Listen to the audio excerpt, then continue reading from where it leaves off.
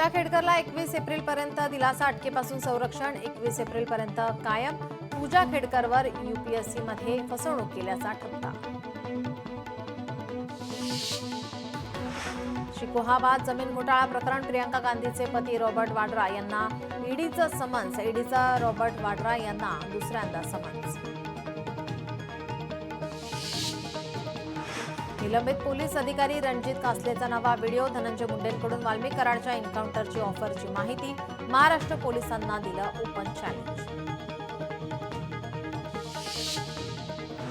अमरावती विमानतळाचा उद्या मुख्यमंत्री फडणवीसांच्या हस्ते होणार उद्घाटन. दक्षिण आशियातील सर्वात मोठं पायलट प्रशिक्षणही सुरू होणार.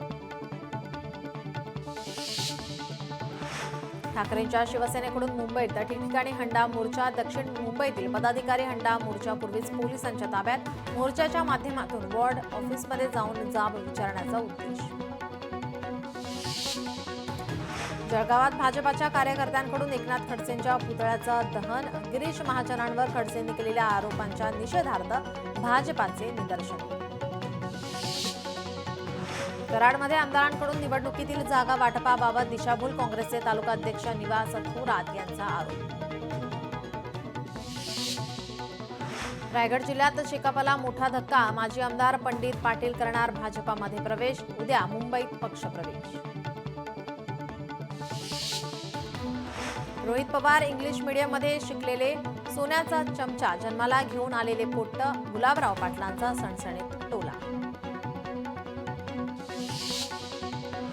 नांदेड शहरात घामोडिया फॅक्टरी परिसरात घाणीचं साम्राज्य. बसस्थानक परिसरात अस्वच्छता पसरल्याने नागरिकांचं आरोग्य धोक्यात. तक्रार करूनही पालिकेचे दुर्लक्ष.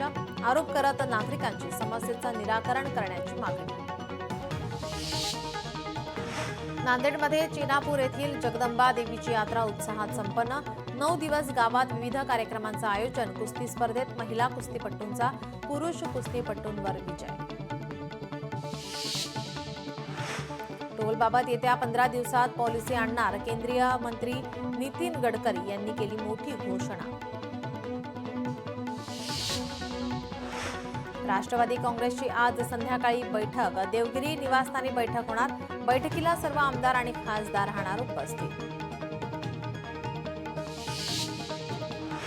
शिवप्रतिष्ठानचे संस्थापक संभाजी भिडे यांच्यावर श्वानाचा हल्ला. शासकीय रुग्णालयात संभाजी भिडे यांच्यावर उपचार. भाजपा नेते किरीट सोमय्या यांनी परळी शहर पोलीस स्टेशनमध्ये दिली भेट. राज्यात वाढत्या बांगलादेशी घुसखोरांची संख्या वाढल्याने सोमय्यांचे दौरे.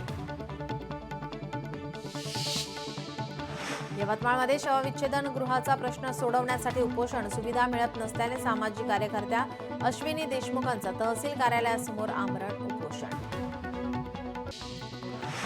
बीडमध्ये 200 किलो टोमॅटोचे लाल चिखल. टोमॅटोला दर मिळत नसल्याने टोमॅटो उत्पादक शेतकरी हवालदिल. यंदा कापूस लागवड घटली. जळगावमध्ये कापसाच्या आवकमध्ये घट. खानदेशात रोज 3 ते 3.5 हजार क्विंटल कापसाची आवक.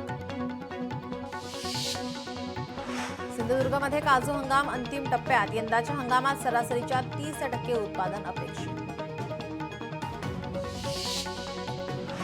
गुळ बाजारावर उन्हाचा परिणाम. बाजारात गुळाच्या मागणीबरोबर दरातही घट. गुळाचे दर क्विंटलला 4,200 ते 4,500 रुपयांवर. परभणीत पुढील 2 दिवस उष्णतेची लाट. हवामान विभागाकडून अलर्ट जारी. परभणीत सध्याचं तापमान 40 अंशांच्या पार. पुढील 2 दिवस तापमान आणखी वाढणार. राज्यात येत्या आठवड्यात अवकाळी पावसाचा अंदाज. विदर्भात मेघगर्जनेसह पावसाचा अंदाज. पश्चिम आणि मध्य महाराष्ट्रात वेगवान वाऱ्यासह पावसाची शक्यता. पुण्यातील तापमान 40 अंशांवर जाण्याची शक्यता. उन्हाचा चटका, उष्मा सहन करावा लागणार. राज्यातील तापमानात देखील वाढ. परभणीच्या ग्रामीण भागात विहिरींच्या पाणी पातळीत झपाट्याने घट. कडक उन्हामुळे पाणी पातळीत घट. शेतीसाठी आवश्यक पाणी मिळवणेही नागरिकांसाठी मोठा आव्हान. सोलापूरमध्ये सर्वाधिक 42.2 अंश सेल्सिअस तापमानाची नोंद. यंदाच्या मोसमातील विक्रमी तापमान.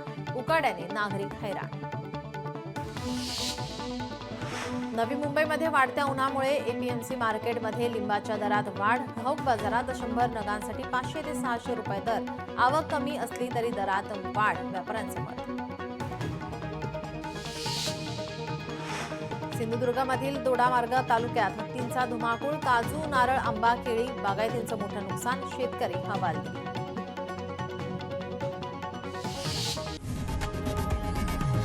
लोकशाही मराठी ऐका, पहा, जागरूक रहा.